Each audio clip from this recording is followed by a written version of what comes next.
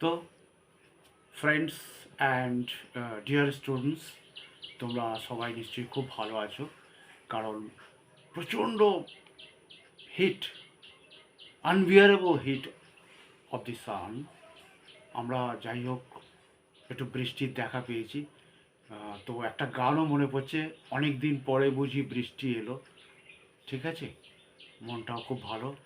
আর বিশেষ করে আজকের দিনটা 25শে বৈশাখ, অফ গ্লোরিয়াস ডে। সবাই জানে আজকের দিনটা। তার সঙ্গে আরেকটা কথা বলছি, শেয়ার না করে পারছি না। আজকে কিন্তু উচ্চ মাধ্যমিকের রেজাল্ট বেরোবে। আমার ভাই ভেতরটা একটু ধুকপুক ধুকপুক করছে, কারণ আমি নিজে একজন প্রাইভেট টিউটর। কে কীরকম রেজাল্ট করবে, কে কীরকম খবর আসবে, তো ভাই তবুও মনটাকে আমি খুশি রাখছি। তো তোমরা সবাই তো নিশ্চয়ই ভালোই আছো। তো রবীন্দ্রনাথের জন্মদিনে আজকে সারা পশ্চিমবাংলা জুড়ে আমরা শ্রদ্ধায়, ভালোবাসায়, হৃদয়ের অন্তরতম স্থান থেকে আমরা আজকে রবীন্দ্রনাথকে বরণ করে নিচ্ছি।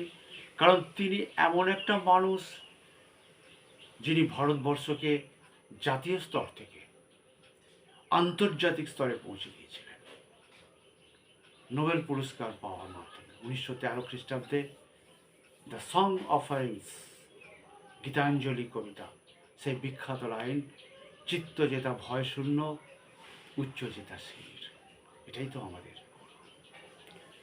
তো তখন যখন ভয় পেয়েছি, চলার পথে যখন ভয় পেয়েছি, তখন রবীন্দ্রনাথকে মনে পড়েছে।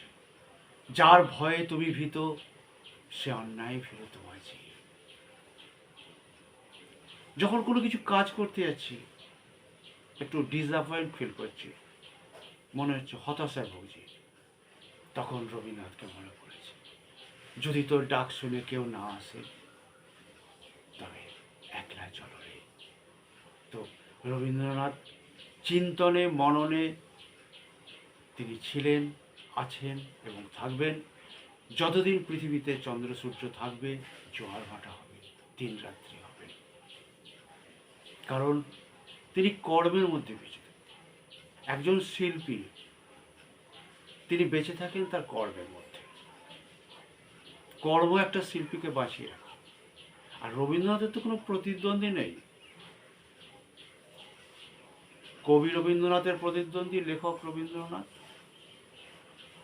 অভিনেতা রবীন্দ্রনাথের প্রতিদ্বন্দ্বী গায়ক রবীন্দ্রনাথ, অলরাউন্ডার। জন ব্রাউন পারেনি, সেলি পারেনি যা, তা রবীন্দ্রনাথ করে দেখিয়ে দিয়েছেন।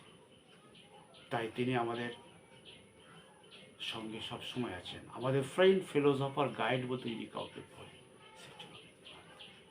তো এইভাবে আমরা আজকে সারাটা দিন শুরু করব। এরপরে আরও প্রোগ্রাম আসছে, আমি আসবো তোমাদের কাছে। ভালো থাকো আর ভালো রেখো সবাইকে, আনন্দে থাকো।